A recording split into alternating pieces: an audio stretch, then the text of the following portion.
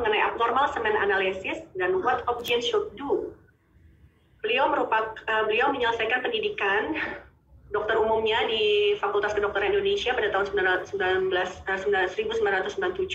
dan kemudian spesialis obstetrik ginekologinya pada tahun 2003 di Universitas Indonesia dan Master of Reproduction Science di Center of Reproduction and Development Monash University Melbourne Australia pada tahun 2010. Saat ini beliau menduduki jabatan sebagai Kepala Yasmin IVF Klinik di RSCM dan merupakan staf Departemen Obstetrik dan Ginekologi FKUI RSCM.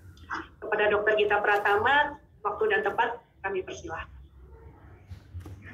Oke, terima kasih Dr. Upi. Assalamualaikum warahmatullahi wabarakatuh. Salam sejahtera bagi kita semua. Baik, saya mulai saja, saya share screen.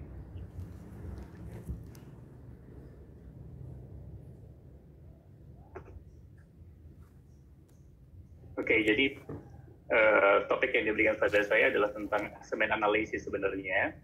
What Opgen should do or should know, saya nggak tahu, harusnya kayak should know kali ya. Kalau do kayaknya kita nggak terlalu banyak tahu harus mengapain nih, mesti Dr. Silvi, Dr. Ponco yang harus melakukan sesuatu.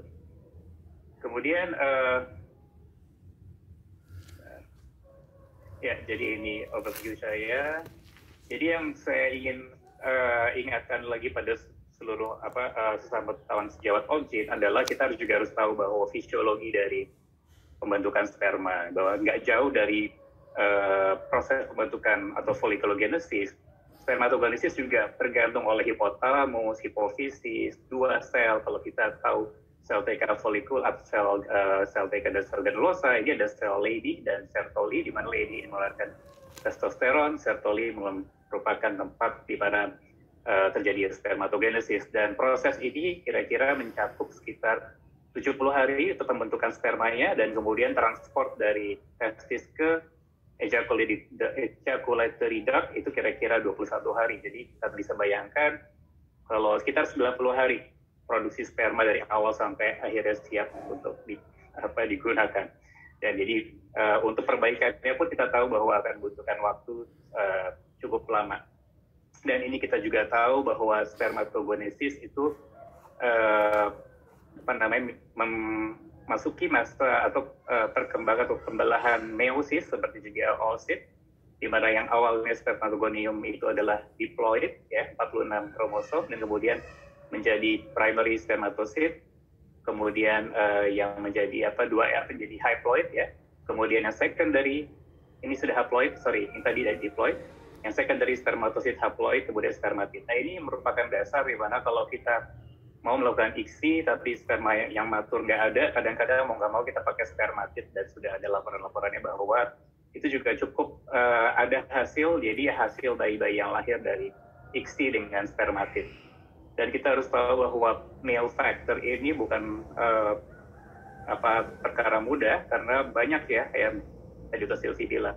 Jadi sekitar 25-50% kasus ya, baik yang isolate atau tersendiri atau combination atau kombinasi dengan masalah perempuan. Dan jadi kita sebagai Opgen tentu saja harus update tentang perkembangan di dalam male fertility ini. Dan kebanyakan gangguan pada male fertility ini disebabkan oleh varicocele, kemudian genetic disorders, kemudian ROS ya, kemudian lifestyle habits dan sperm DNA fragmentation. Mungkin kita bisa akan masuk ke lifestyle habits sebagai Opgen untuk ya, jadi dan sebelum masuk ke analisis sperma, saya sedikit saja menyinggung bahwa kita harus melakukan anamnesis sebagai dokter Opgen ini untuk male fertility ini yang cukup baik, karena kalau udah kelamaan infertility pada pria itu akan menyebabkan depresi juga ya, rendahnya self esteem dan kemudian gangguan disfungsi ereksi, sehingga kita harus kirim ke dokter Ponco jadinya ntar. Kemudian usia pria, kalau dulu kita nganggap usia pria itu kayaknya nggak terlalu penting, usia perempuan yang paling penting, ternyata enggak. Jadi usia pria juga sangat menentukan adanya kerusakan DNA fragmentasi, kemudian juga mempengaruhi marker-marker dari semen analysis ya, dan ada kecenderungan untuk peningkatan terjadinya kelainan kromosom pada keturunannya, sehingga kita harus lakukan konseling. Kemudian obat-obatan sangat berpengaruh terhadap sperma, jadi kita harus tahu pasien kita ini memakai obat-obat apa saja, apakah ada antihipertensi, antibiotik dan sebagainya. Kemudian bagaimana dengan obesity, karena obesitas juga sangat mempengaruhi ya. Metabolic syndrome itu mempengaruhi adanya disfungsi ereksi, kemudian juga obes berkorelasi dengan peningkatan kerusakan DNA, ya. Pekerjaan, ya kita tahu bahwa suasana atau peningkatan temperatur terhadap testis itu sangat mempengaruhi, dan kalau bekerja di tempat yang panas biasanya akan mempengaruhi ya dari spermatogenesis. Dan work atau lifestyle yang saya tekankan bahwa sekarang ini banyak sekali pengguna sepeda ya. Sekarang ternyata sepeda itu juga kalau ini lebih dari 30 menit pada saat olahraga menggunakan sepeda ternyata juga mempengaruhi ya. Selain tentu saja harus kita lihat faktor-faktor lainnya seperti rokok, ya, alkohol, kemudian adanya pemakaian lubricant pada saat berhubungan. Baik, kita masuk ke semen analysis. Jadi semen analysis ini mencerminkan fungsi dari testis, ya, dan kemudian fungsi dari berbagai kelenjar yang ada di kelamin pria. Ada prostat, ada vesikel seminalis, ya, vesikel seminalis, dan kemudian juga bagaimana intak atau tidak dari saluran, itu vas deferens, epididymis, ya, epididymis, vas deferens, dan juga ductus ejaculatorius. Ini yang dinilai, ya, ada physical karakteristik, volume, konsentrasi, motilitas, morfologi, leukosit jangan lupa, dan fruktos kalau kita butuhkan data yang membantu kita. Yang harus kita ketahui bahwa sebelum kita cek semen analisis harus 2-5 kali, 2-5 hari jangan hubungan, ya. Dan kalau kita mau cek yang kedua, biasanya kita minimal 2 kali, ya, 2 kali baru kita bisa menentukan apakah benar semen analisis ini. Maka kita harus paling nggak melakukannya 14 hari sampai 4 minggu, ya, 2 minggu sampai 4 minggu. Dan yang kita pakai sekarang adalah WHO Guidelines 2010, di mana hasilnya lebih kecil daripada yang sebelumnya. Dan kalau metode mengkoleksinya itu dengan masturbasi atau intercourse, tapi dengan memiliki pakai kondom yang tidak memiliki zat toksik, ya. Dan kalau bisa dikeluarkan di rumah, maka harus dijaga pada suhu ruangan dan harus sampai ke laboratorium dalam 1 jam. Ini kira-kira semen analisis yang kita kenal sekarang, ya.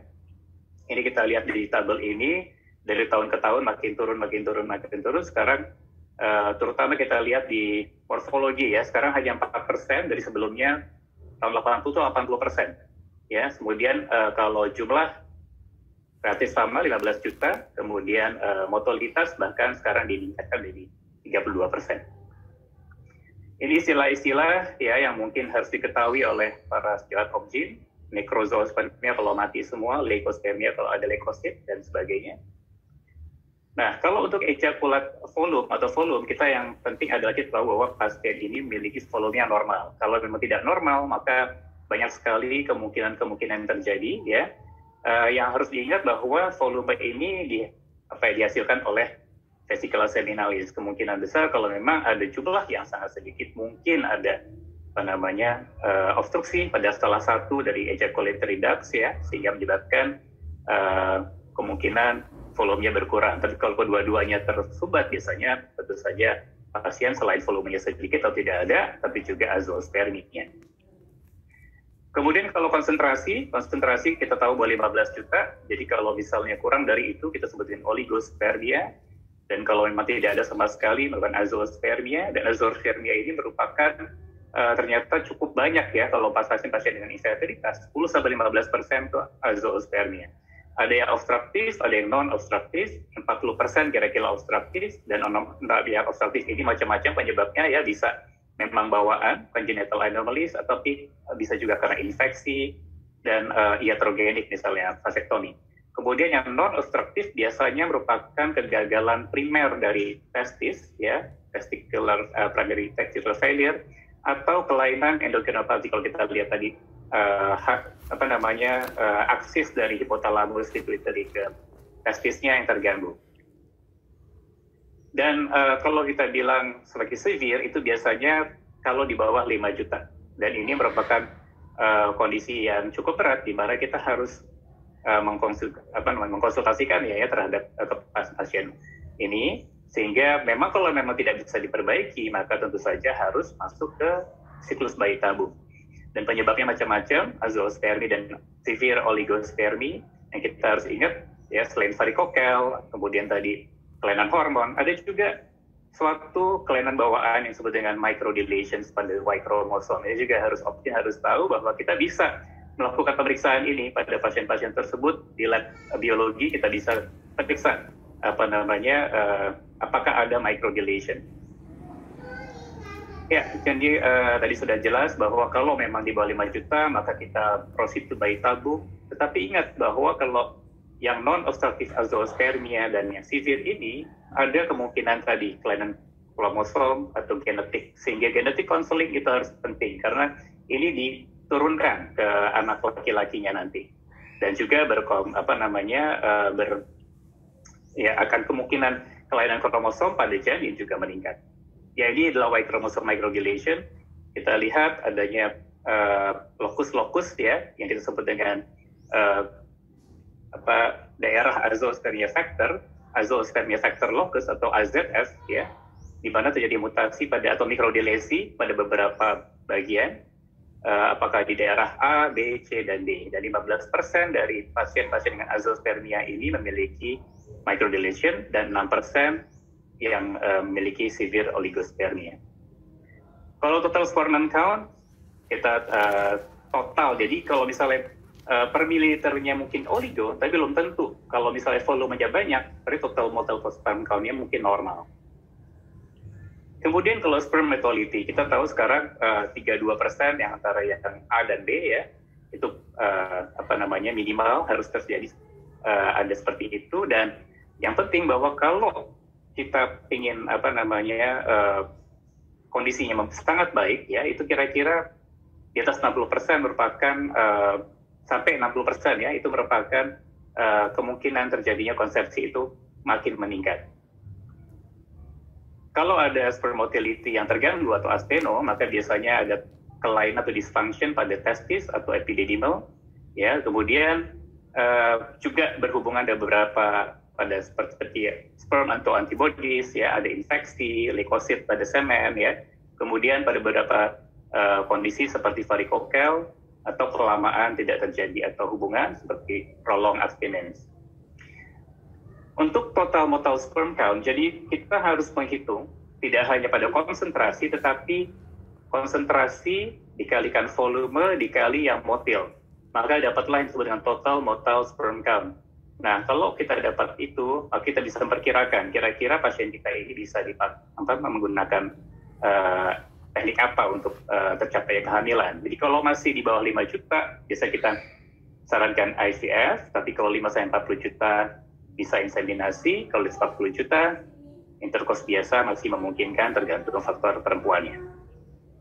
Morfologi, jadi bentuk dari sperma sangat penting, dan sekarang memang dipakai sangat kecil, 4% ya, tapi 4% itu benar-benar harus minimal 4%, karena kalau tidak, tentu saja kemungkinan kehamilan akan sangat berkurang. Dan kalau di bawah 4%, kalaupun kita lakukan IVF, kita melakukan ICSI biasanya, karena tidak menurunkan kemungkinan kalau kita lakukan dengan fertility biasa. Kemudian round cells dan leukositospermia. Kenapa dibedakan? Karena kelihatannya sama nih, round cells itu sel-sel yang bulat-bulat itu ternyata bisa epithel cell, sel prostat, immature dan sel yang lain. Tetapi yang harus dibedakan adalah dari sel-sel ini berapa persen atau berapa jumlah yang leukocytes. Nah, kalau memang leukocytes di atas 1 juta, maka itu yang harus diperbaiki. Biasanya indikasi untuk dilakukan kultur, ya, dan menyebabkan sperm motility dan functionnya jadi berkurang. Viscosity, ya, biasanya berhubungan dengan asteno, tapi seperti pH dan yang lain-lain, gitu ya, viscosity ini tidak terlalu penting untuk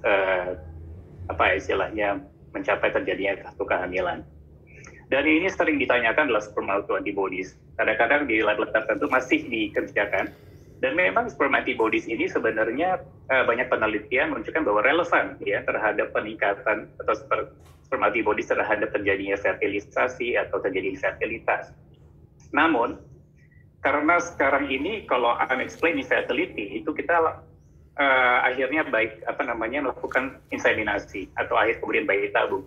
Sehingga kalau kita memeriksa sperm antibodies tapi tidak ada treatment apa-apa, sepertinya tidak perlu kita khawatirkan. Jadi artinya sekarang banyak rekomendasi atau guidelines yang menunjukkan bahwa tidak perlu kita cek autoantibodies. Toh akhirnya harus diinseminasi, melakukan bayi tabung, dan tidak ada treatment yang membuktikan bahwa kalau kita lakukan treat sperm antibodies-nya ini kemudian keberhasilan kehamilan terjadi.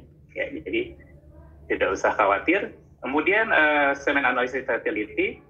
Jadi kalau kita melihat hasil dari semen analysis, maka kita lihat kalau sperm concentration-nya ada 8 juta, motility ada 60%, morphology ada 12%, itu merupakan suatu prediksi bahwa pasien ini tidak mengalami fertilitas. Tapi kalau di bawah 13,5 juta, kemudian motilitas di bawah 32 dan sperm morphology 9%, itu kemungkinan adalah morphology merupakan subfertilitas. Walaupun tiap-tiap parameter ini tidak bisa dilakukan, tidak dapat dijadikan diskriminator atau penentu bahwa keberhasilan fertilitas akan terjadi, ya.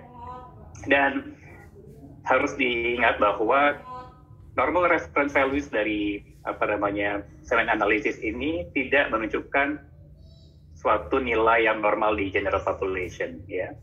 Ini memang merupakan penelitian yang dilakukan oleh WHO. Kalau antioksidan, tadi Dr. Sylvie sudah sampaikan panjang lebar, saya ingin menunjukkan bahwa memang ada tempatnya kita memberikan antioksidan, karena dari Cochrane Review tahun 2019 menunjukkan live birth rate itu meningkat dengan odds ratio sekitar 4,8, namun kita harus tahu juga ya, kira-kira antioksidan apa saja sih yang sebenarnya memang dibutuhkan. Dan ini ada algoritma untuk kalau pasien-pasien kita mengalami abnormal semen analysis, tentu saja dari kita harus history taking, kita harus melakukan counseling untuk gaya hidup, ya. Kemudian kita lihat kalau memang diperlukan, maka kita harus melakukan referral atau rujukan ke androlog atau urologi. Dan sebagai take home message bahwa sebagai OBGYN kita harus mengerti, kita harus update ya terhadap perkembangan ilmu di male fertility ini, sehingga kita bisa juga ikut berkontribusi dalam melakukan manajemen dan terapi pada pasien-pasien tersebut. Saya rasa cukup. Atas perhatiannya saya ucapkan terima kasih.